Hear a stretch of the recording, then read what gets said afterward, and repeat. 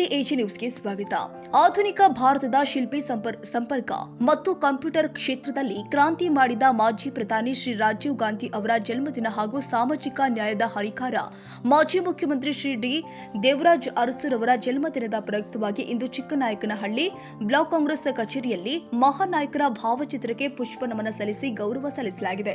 ಈ ದಿನ ಸದ್ಭಾವನಾ ದಿನದ ಆಚರಣೆ ಈ ಒಂದು ಕಾರ್ಯಕ್ರಮವನ್ನು ಚಿಕ್ಕನಾಯಕನಹಳ್ಳಿ ಕಾಂಗ್ರೆಸ್ ಕಚೇರಿಯಲ್ಲಿ ಏರ್ಪಡಿಸಿದ್ದು ಇದರ ಅಧ್ಯಕ್ಷರಾಗಿರ್ತಕ್ಕಂಥ ಬ್ಲಾಕ್ ಕಾಂಗ್ರೆಸ್ ಅಧ್ಯಕ್ಷರು ಬ್ಲಾಕ್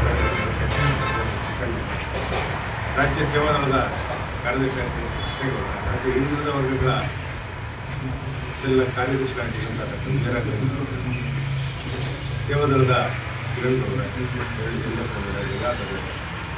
ವರ್ಗಗಳ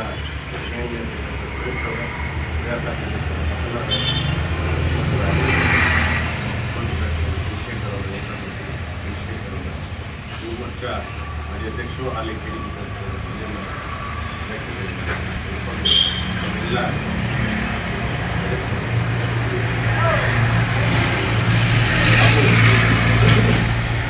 ಈ ದಿನ ಒಂದು ಸಂಭಾವನಾ ದಿನಾಂಕದ ಆಚರಣೆ ಮಾಡ್ತಾ ಕಾರಣ ಸನ್ಮಾನ್ಯ ರಾಜೀವ್ ಗಾಂಧಿ ದೇಶ ಕಂಡಂಥ ಒಬ್ಬ ಅತ್ಯುನ್ನತ ಪ್ರಧಾನಿಯಾಗಿ ದೇಶಕ್ಕೆ ಹಲವಾರು ಸುಧಾರಣೆಗಳನ್ನು ತಗೊಂಡು ಬಂದ. ಯಾಕೆಂದರೆ ಭ್ರಷ್ಟಾಚಾರ ವಿರೋಧಿ ಕಾಯ್ದೆಯನ್ನು ಮೊದಲಿಗೆ ಜಾರಿಗೆ ತಂದಂಥವರು ಸನ್ಮಾನ್ಯ ರಾಜೀವ್ ಗಾಂಧಿ. ಸರ್ವೆಯಲ್ಲಿ ಇವತ್ತು ಎಲ್ಲಿರ್ತಿದ್ದೋ ಏನೋ ಗೊತ್ತಿಲ್ಲ, ಅಂತಹ ಒಂದು ಮಸೂದೆಯನ್ನು ಸನ್ಮಾನ್ಯ ರಾಜೀವ್ ಗಾಂಧಿ ಅವರು ತಂದು ಅದು ಭ್ರಷ್ಟಾಚಾರ ಮುಕ್ತ ಮಾಡಬೇಕಿದ್ದ ಶ್ರಮಿಸಿದರು. ಆದರೆ ಅವರು ಅಕಾಲಿಕ ಮರಣಕ್ಕೆ ಈಡಾಗಿದ್ದರಿಂದ ಅದು ಅದೇ ರೀತಿ ನಮ್ಮ ರಾಜ್ಯ ಕಂಡ ಅಪ್ರತಿಮ ನಾಯಕ ಹಿಂದುಳಿದ ವರ್ಗಗಳ ಹರಿಕಾರ ಸನ್ಮಾನ್ಯ ಡಿ. ದೇವರಾಜ್ ಅವರು ತಂದಂಥ ಸುಧಾರಣೆಗಳನ್ನ ನೋಡಿದ್ರೆ ಹಲವಾರು ಸುಧಾರಣೆಗಳು. ಇವತ್ತು ಏನಾದರೂ ಹಿಂದುಳಿದ ಮತ್ತೆ ಏನಾದರೂ ಇವತ್ತು ನಾವು ಜಮೀನು ನೋಡ್ತಾ ಇದ್ದೀವಿ, ನಮಗೆ ಜಮೀನು ಅಂತ ಹೇಳ್ಕೊಳ್ತೀವಿ ಅಂತ ಹೇಳಿದ್ರೆ ಅದಕ್ಕೆ ಕಾರಣೀಭೂತರು ಸನ್ಮಾನ್ಯ ದೇವರಾಜ್ ಅವರು. ಅವ್ರು ತಂದ ಭೂ ಸುಧಾರಣಾ ಕಾಯ್ದೆಯಿಂದ ಸಾಕಷ್ಟು ಬಡಜನರು ಸಮಾಜದವರು ಇವತ್ತು ಭೂಮಿಯನ್ನು ಹೊಂದಿ ನಾವು ಕೂಡ ಭೂ ಮಾಲೀಕರು ಅಂತ ಹೇಳ್ಕೊಳ್ತಕ್ಕಂಥ ಸ್ಥಿತಿ ಬಂದಿದೆ. ಅಂತಹ ಒಬ್ಬ ದೇವರಾಜ್ ಅವರ ಜನ್ಮದಿನ ಇಬ್ಬರು ಕೂಡ ಅಪ್ರತಿಮರಿಗೆ ಗಂಗಾಧರ ಅವರಿಗೆ ಅಪ್ರತಿಮರಲ್ಲೇ ಅಪ್ರತಿಮರಾಗಿ ದೇಶವನ್ನು ಮತ್ತು ಈ ರಾಜ್ಯವನ್ನು ಆ ಒಂದು ಎರಡೂ ಕೂಡ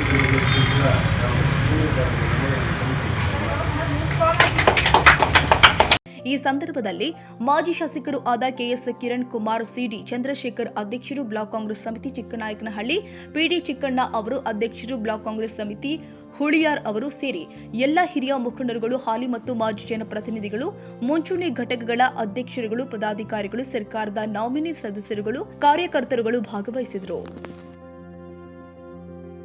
ಕನ್ನಡಿಗರ ಮೆಚ್ಚಿನ ನಿಮ್ಮ ಎಜೆ 24/7 ನ್ಯೂಸ್ ಕನ್ನಡ ವಾಹಿನಿ ಇದೀಗ ಟಿವಿಯಲ್ಲಿ ಲಭ್ಯ. ಒಂದು ವೇಳೆ ನೋಟಿಸ್ ಕೊಟ್ಟಿದ್ರೆ ವಾಪಸ್ ತಗೋತೀವಿ. ಇವತ್ತು ವಕ್ಫ್ ಪ್ರಾಪರ್ಟಿ ಅಂತೇಳಿ ಬರ್ತದೆ ಅಂತ ಹೇಳಿದ್ರೆ ರೈತರು ಬೀದಿಗೆ ಬಂದ್ರೆ ಏನ್ ಮಾಡ್ಬೇಕಾಗತ್ತೆ? ಯಾರು ವೋಟ್ ಹಾಕಿಲ್ಲ ಅಂದ್ರೆ ಗ್ಯಾರಂಟಿನೆಲ್ಲ ಸ್ಟಾಪ್ ಮಾಡ್ಬಿಡ್ತೀವಿ.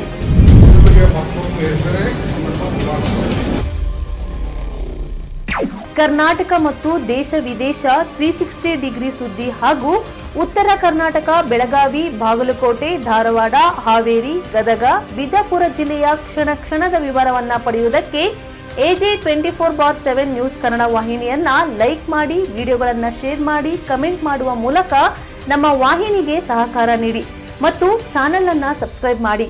ಧನ್ಯವಾದಗಳು.